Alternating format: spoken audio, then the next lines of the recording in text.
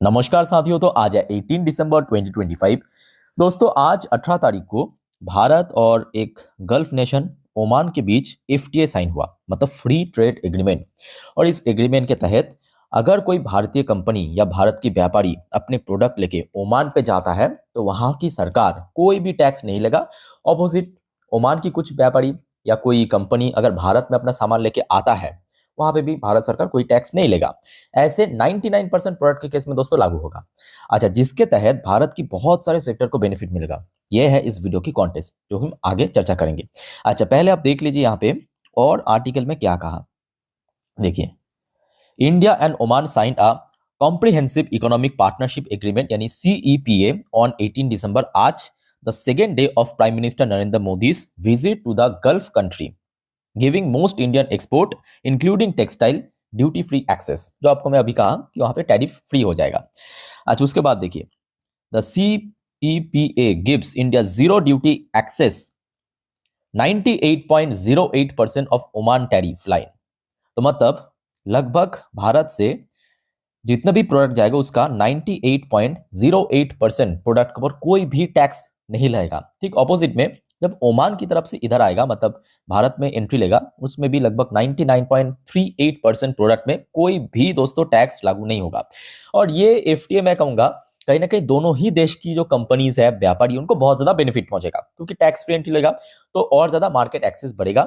और कहीं ना कहीं देखा जाए भारत को सबसे ज्यादा बेनिफिट इसलिए भी मिलेगा क्योंकि भारत से बहुत ज्यादा एग्रीकल्चरल प्रोडक्ट, फार्मास्यूटिकल प्रोडक्ट वो ओमान पहुंचता है। ठीक है, तो आइए नेक्स्ट जो पैरा में मेंशन किया है कि कौन कौन सी सेक्टर्स को बेनिफिट मिल सकता है। देखिए, कॉमर्स मिनिस्ट्री ने कहा, ये मेरा कहना नहीं है, अब देख सकते हो कॉमर्स मिनिस्ट्री की तरफ से कहा गया, all major labour initiative sector including gems and jewellery. तो सबसे पहले इंक्लूड किया जेम्स एंड ज्वेलरी।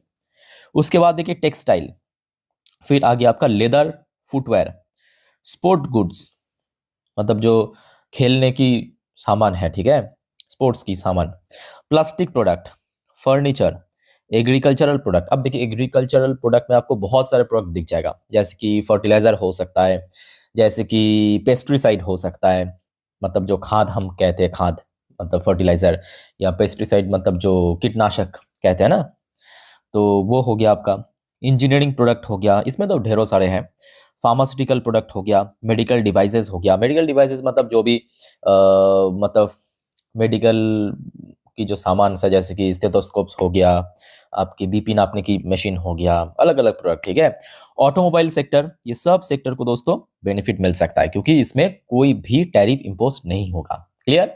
अच्छा, यहां तक क्लियर हो चुका है। आगे हम बात करेंगे कि कौन कौन सी कंपनी को सबसे ज्यादा बेनिफिट मिलेगा, और भी कुछ नया आर्टिकल मैं आपको दिखाना चाहता हूं। देखिए उसके बाद क्या होगा। देखिए एक और एग्रीमेंट साइन हुआ, India Oman CEPA grant 100% FDI to Indian firm in key service, pave way for social security talk. तो देखिए ओमान, जैसे कि आपको पता होगा, ठीक है, गल्फ की एक बहुत बड़ी देश है, उसके साथ साथ ओमान की जो इन्वेस्टमेंट कंपनी भारत में निवेश भी करता है, भारत में निवेश करता है, तो उसका जो लिमिट है ना, मतलब FDI, what is FDI? FDI मतलब है फॉरेन डायरेक्ट इन्वेस्टमेंट। ओमान की जो इन्वेस्टमेंट कंपनी के लिए 100% की लिमिट कर दिया, 100% की लिमिट कर दिया। ओके, एक बार मैं आपको नीचे आर्टिकल पढ़ के समझा देता हूं तो आपको डिटेल में समझ आ जाएगा। देखिए ये एग्रीमेंट में कहा गया, मतलब हमारे कॉमर्स सेक्रेटरी, कॉमर्स मिनिस्ट्री की तरफ से कहा गया, the India Oman comprehensive economic partnership agreement यानी CEPA provide for 100% foreign direct investment by Indian companies in major service sector in Oman through commercial presence. Clear हो चुका है? तो ओमान की जो इन्वेस्टमेंट कंपनी, क्योंकि भारत के लिए तो फॉरेन है, फॉरेन डायरेक्ट इन्वेस्टमेंट है, जब भारत में निवेश करता है तो उसमें 100% की लिमिट कर दिया। ठीक है, opening a wide avenue for the Indian service industry to expand operation in the region. ठीक है, तो ये भी बेनिफिट मिलेगा। उसके बाद आ जाइए अगले अपडेट।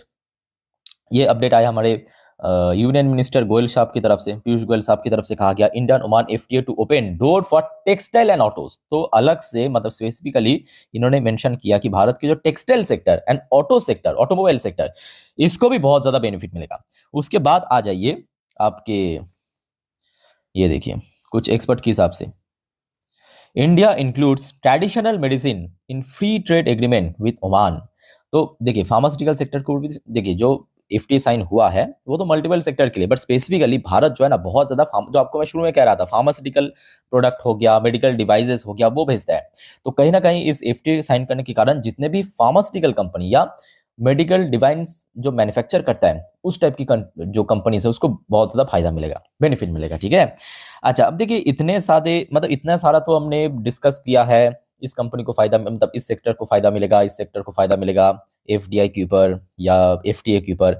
अब आपके दिमाग में आई थिंक कि नेचुरल एक सवाल तो आया होगा कि सर भारत और ओमान के बीच व्यापार कितना होता है, ट्रेड कितना होता है, ये भी जानना जरूरी है उसके पहले, तभी तो आपको पता लगा कि भाई ट्रेड ही होता है बहुत कम 500 मिलियन $1 बिलियन, तो कोई फायदा नहीं है। अब देखिए भारत और ओमान के बीच ना ट्रेड कोई छोटा मोटा नहीं, लगभग ये देखिए एकदम लेटेस्ट अपडेट के हिसाब से, ये देखिए फाइनेंशियल ईयर 25 के हिसाब से $10.5 बिलियन की ट्रेड होता है। और आपके जानकारी के लिए दोस्तों मैं बता के रखना चाहता हूं भारत उसमें ट्रेड डेफिसिट में रहता है। ट्रेड डेफिसिट मतलब लॉस में। भारत कितना भेजते हैं पहले आप देखिए, भारत भेजते हैं, देखिए इंडिया एक्सपोर्ट टू ओमान, मतलब भारत एक्सपोर्ट करते हैं ओमान को कितना 4 से लेके $4.1 बिलियन, और बाकी ओमान भेजते हैं भारत को अप्रोक्सीमेटली लगभग $6.5 बिलियन से ज्यादा। अब इस एफटीए के थ्रू क्या होगा मालूम है, भारत की एक्सेस ओमान की मार्केट में बढ़ेगा, बहुत ज्यादा बढ़ेगा, क्योंकि डोंट नो कि आप लोग में कितना जानकारी रखते हो, ये जो सब गल्फ नेशन है ना बहुत ज्यादा टैरिफ इंपोज करके रखता है बाहर की प्रोडक्ट के ऊपर, बहुत ज्यादा 40% 50%, वो एकदम जीरो हो जाएगा ना। तो भारत से जो सामान अभी ओमान जाता है वो तो बहुत महंगा बिकता है, बहुत महंगा बिकता है, वो बहुत सस्ती हो जाएगा। जैसे ही सस्ती हो जाएगा क्या होगा, ये जो $4 बिलियन की एक्सपोर्ट भारत की एकदम स्पाइक कर जाएगा, करके एकदम थोड़ा थोड़ा करके बढ़ेगा। एक ऐसा नहीं कि 4 बिलियन से एकदम सीधा 16 बिलियन पहुंच जाएगा, नहीं, थोड़ा थोड़ा करके इंक्रीज होगा, 4 बिलियन 5 बिलियन 6 बिलियन के मतलब डे बाय डे बढ़ता जाएगा। ठीक है, तो ये मैं कहूंगा बहुत सही है। ओके, अच्छा यहां तक दोस्तों समझ आ चुका है, क्लियर हो चुका है। और कोई आपका इस टॉपिक के ऊपर कंफ्यूजन डाउट्स वगैरह है प्लीज कमेंट के थ्रू फटाफट पूछिए। चलिए आगे बढ़ते हैं कि कौन कौन सी कंपनी को बेनिफिट मिल सकता है देख लेते हैं। बट उसके पहले दोस्तों आप सभी को रिक्वेस्ट करूंगा, अगर आप इस चैनल पे नई हो या तो चैनल को अभी तक सब्सक्राइब नहीं किया तो देर क्यों कर रहे हो, फटाफट कर लीजिए सब्सक्राइब, ऐसी इन्फॉर्मेटिव वीडियो हर रोज हर वक्त पाने के लिए देखिए। और रात की जो 10:30 वाली वीडियो आएगा दोस्तों, याद रखना उस पर हम नेक्स्ट डे मार्केट प्रेडिक्शन पूरे दिन बाजार की अपडेट को डिटेल में कवर करेंगे, मिस मत करना। ठीक है, तो अभी चैनल को सब्सक्राइब कर लीजिए, बाद में आप लोग भी भूल जाते हो, मैं भी भूल जाता हूँ बताना। ओके, अच्छा टेक्सटाइल सेक्टर को बहुत सारे अलग अलग वेबसाइट में प्रेफर किया है, इफ एफटीए के कारण फायदा मिल सकता है। तो टेक्सटाइल सेक्टर में कौन कौन सी कंपनी है, जैसे कि ट्राइडेंट हो गया, वेल्सपन लिविंग हो गया, आपके केपीआर मिल हो गया। मैं आपको देखिए है तो बहुत सारे तो इंक्लूड नहीं कर सकते, दो चार आपको मैं दिखाता हूँ सेक्टर वाइज, जैसे कि वर्धमान टेक्सटाइल लिमिटेड हो गया, ये सब आपके टेक्सटाइल सेक्टर की स्टॉक्स है। ठीक है, अब देखिए हो सकता है कि बहुत बड़े चले कंपनी नहीं है, चाहे वर्धमान की बात करें, केआरबी मिल थोड़ा बहुत mid cap large cap segment की कंपनी है, बाकी ऑलमोस्ट वही small cap mid cap segment की कंपनी है। ठीक है, चाहे ट्राइडेंट की बात करें, आपकी वेल्सपन की बात करें या वर्धमान टेक्सटाइल की बात करें, इनको बेनिफिट मिलेगा। अब ऐसा नहीं है कि इमीडिएटली बेनिफिट मिलेगा, थोड़ा थोड़ा करके जैसे जैसे एक्सपोर्ट बढ़ेगा वैसे वैसे करके कंपनीज का भी मतलब जो बैलेंस शीट में उसका इंपैक्ट देखने को मिलेगा।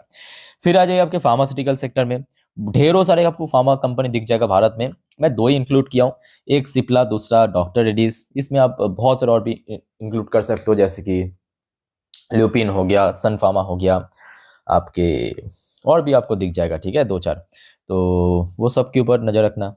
अच्छा इसके अलावा James and jewellery most important sector जो भारत से बहुत ज़्यादा एक्सपोर्ट होता है, ये भी कल्याण ज्वेलर्स हो गया, शेनको गोल्ड हो गया, पीसी हो गया, पीएन गैडगिल हो गया।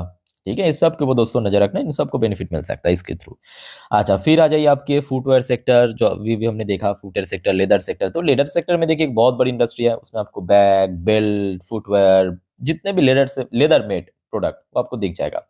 तो रिलैक्सो फुटवेयर हो गया, यही आपकी लेदर सेक्टर भी है, एक तरफ आप कह सकते हो फुटवेयर सेक्टर की जो कंपनीज है वही लेदर बेस्ड प्रोडक्ट भी बनाता है, जैसे कि रिलैक्सो बाटा, ये सब आपके बैग भी बनाता है बेल्ट भी बनाता है।